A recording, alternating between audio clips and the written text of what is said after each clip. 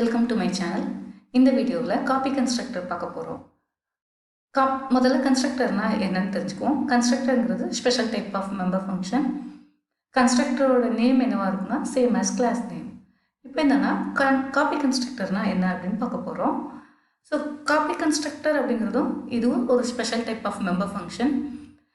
இது எதுக்கு யூஸ் ஆகுது அப்படின்னு பார்த்தீங்க அப்படின்னா டேட்டா மெம்பர்ஸை இனிஷியலைஸ் பண்ணுறதுக்கு.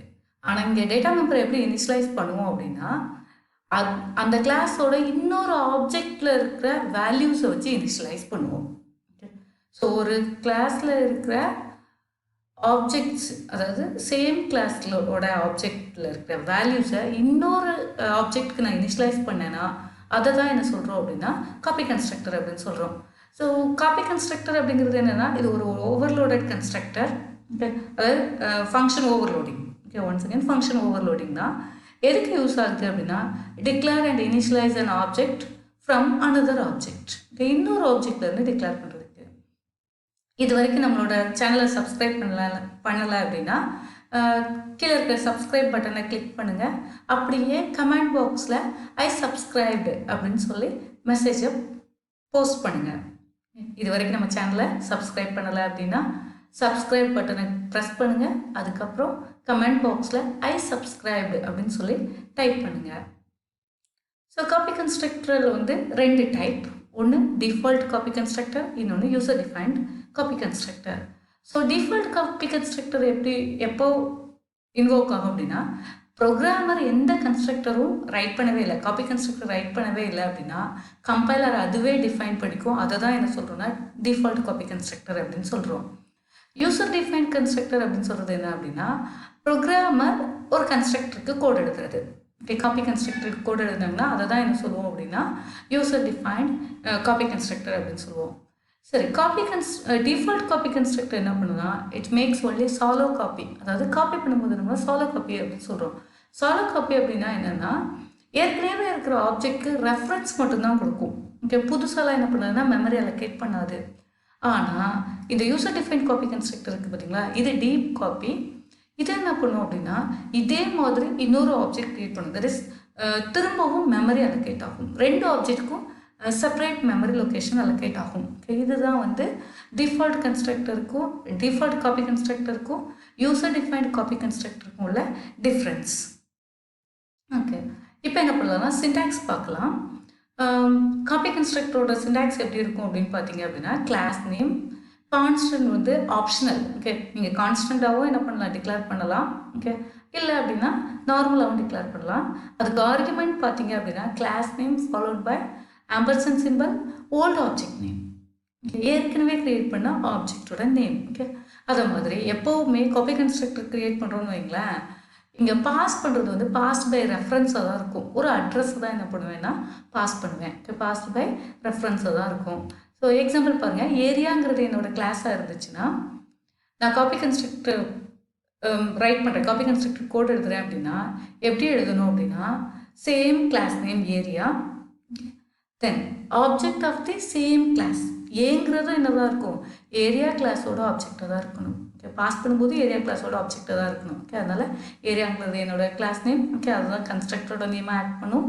அதுக்கப்புறம் என்ன பண்ணுறேன் அப்படின்னா ஏங்கிறது reference of an object in the class area.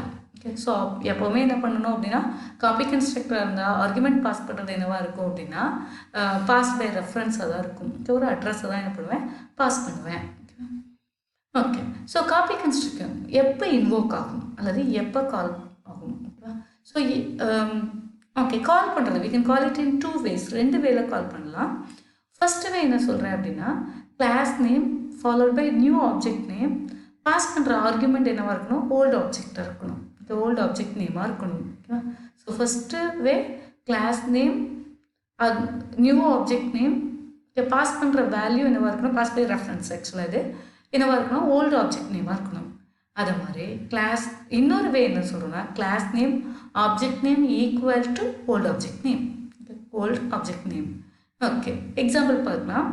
இப்போ A1 A2 இது ரெண்டுமே என்ன அப்படின்னு சொல்கிறேன்னா ஏரியா கிளாஸோட ஆப்ஜெக்ட்.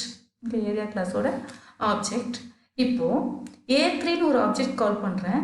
இதுக்கு ஆர்குமெண்ட்டாக என்ன பண்ணுறேன்னா A2 ஆப்ஜெக்டையே பாஸ் பண்ணுறேன். A2 ஆப்ஜெக்டே பாஸ் பண்ணுறேன். இன்னொன்று A4 ஒரு ஆப்ஜெக்ட் க்ரியேட் பண்ணுறேன். அதுக்கு A1 ஆப்ஜெக்டை பாஸ் பண்ணுறேன். இப்போ என்ன பண்ணுறேன், A1 ஆப்ஜெக்ட்டுங்க. ஸோ இந்த 2 லைனுமே, அதாவது A3 ஆப்ஜெக்ட் A3 A4 எப்படி இருக்குன்னா, it's invoke the copy constructor. ஆட்டோமேட்டிக்காக என்ன பண்ணுவோம்னா காப்பி கன்ஸ்ட்ரக்டரை இன்வோக் பண்ணுவோம். ஓகேவா? ஸோ இப்போ A1 அதாவது A3 இருக்கு பாருங்களேன், அங்கே என்ன பண்ணுன்னா A2ங்கிற ஆப்ஜெக்ட் தான் என்ன பண்ணுன்னா A3 ஆப்ஜெக்டை இனிஷியலைஸ் பண்ணும். ஓகே, A2 அதாவது எக்ஸிஸ்டிங் ஆப்ஜெக்ட் A2 தான் என்ன பண்ணும் அப்படின்னா A3யை இனிஷியலைஸ் பண்ணும். அப்புறம் அடுத்தது A4 ஆப்ஜெக்ட் பாருங்களேன், இதை என்ன பண்ணுன்னா A1 தான் என்ன பண்ணுது, இனிஷியலைஸ் தி A4 ஆப்ஜெக்ட். ஓகே, அப்போது A4ஓட டேட்டா மெம்பர்ஸோட வேல்யூஸ் எல்லாம் என்ன பண்ணிக்கலாம் அப்படின்னா A1ஓட வேல்யூஸ் வச்சு இனிஷியலைஸ் பண்ணிக்கலாம். ஓகே, அப்படி எக்ஸாக்டாக காப்பி பண்ணுறதுனால தான் இதை என்ன சொல்கிறோம் அப்படின்னா காப்பி கன்ஸ்ட்ரக்டர் அப்படின்னே சொல்கிறோம். Okay, let's see an example. Okay, area of rectangle call பண்ணுறேன். Okay, actually cloning தான், காப்பி கன்ஸ்ட்ரக்டர் யூஸ் பண்ணி என்ன தான் பண்ணுறோம்னா க்ளோன் தான் பண்ணுறோம். இப்போ A1 அப்படிங்கிறது என்னோட ஆப்ஜெக்ட், அதே மாதிரி என்ன பண்ண போகிறேன், A4னு ஒரு ஆப்ஜெக்ட் கிரியேட் பண்ண போகிறேன், copy using the copy constructor.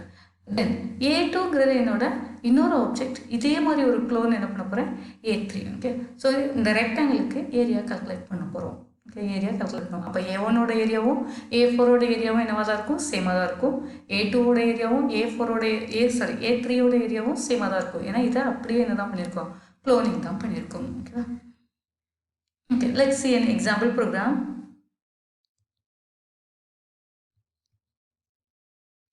Okay, so இங்கே என்ன பண்ணியிருக்கேன், C++ ப்ரோக்ராம் ஒன்று ரைட் பண்ணியிருக்கேன்.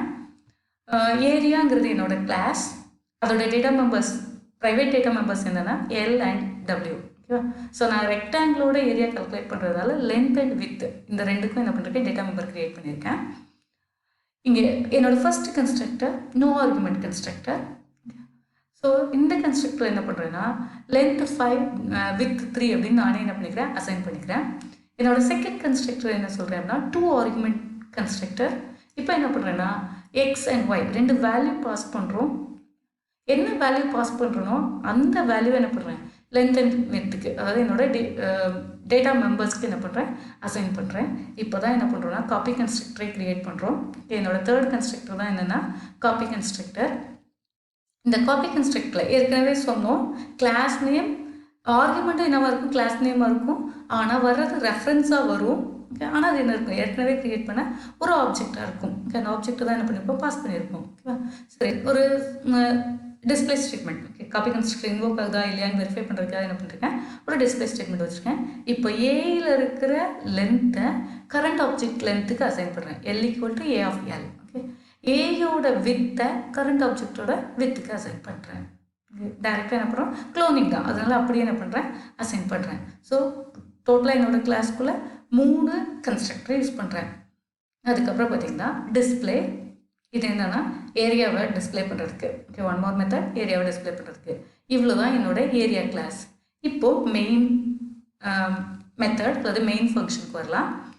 முதல்ல என்ன பண்ணுறேன்னா இங்கேருந்து நம்ம என்ன பண்ணுவோம், காப்பி கன்ஸ்ட்ரக்டரை இன்வோக் பண்ணுவோம். எல்லா கன்ஸ்ட்ரக்டரும் இங்கே இருந்தால். ஓகே, எப்போவுமே ப்ரோக்ராம் எக்ஸிக்யூஷன் இங்கேருந்து தான் ஸ்டார்ட் ஆகும்னா மெயினில் இருந்து தான் ஸ்டார்ட் ஆகும்.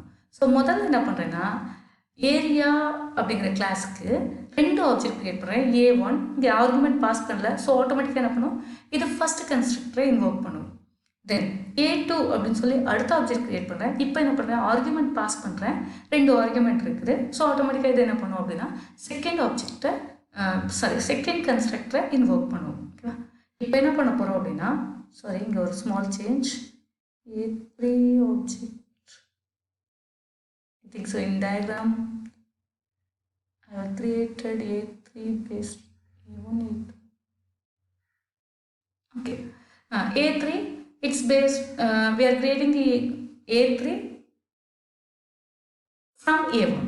Okay, we are initialize the A3 using the A1 values. Okay, A1 values வச்சு initialize பண்ண போறோம். That is A3ங்கிற ஆப்ஜெக்ட் A1 மாதிரி இருக்கும், A1ஓட copy.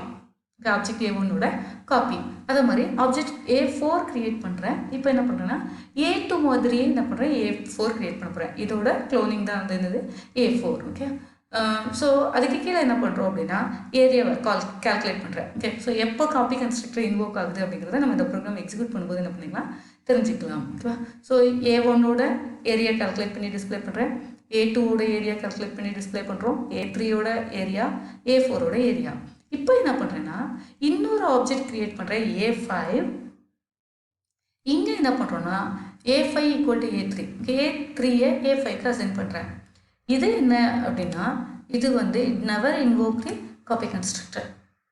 It's not invoke the or it not call invoke the copy constructor. இது இந்த line என்ன பண்ணாதுன்னா copy கன்ஸ்ட்ரக்டரை கால் பண்ணாது. ஓகேவா? ஏன்னா பார்க்குறதுக்கு ஒரே மாதிரி இருந்தால் கூட இங்கே என்ன பண்ணுறோம் அப்படின்னா நாம் அசைன்மெண்ட் ஆப்ரேட்டரை ஓவர்லோட் பண்ணுறோம். ஓகே, நார்மலாக அசைன்மெண்ட் ஆப்ரேட்டர் எதுக்கு யூஸ் ஆகுதோ அதையே என்ன பண்ணுறேன் ஓவர்லோட் பண்ணுறேன் இங்கே. ஓகேவா? ஸோ அதனால் என்ன இல்லை அப்படின்னா இது காப்பி கன்ஸ்ட்ரக்டர் கண்டிப்பாக என்ன பண்ணாது இன்வோக் பண்ணாது. A3 ஆப்ஜெக்டை A5க்கு அசைன் பண்ணுறேன், அவ்வளோதான். ஓகேவா? ஆனால் என்ன இருக்காது காப்பி கன்ஸ்ட்ரக்டர் இதுக்கு இன்வோக் ஆகாது. ப்ரோக்ராமை எக்ஸிக்யூட் பண்ணுவோம், அதுக்கப்புறம் இது இன்வோக் பண்ணுதா இல்லையா அப்படின்னு பார்க்கலாம்.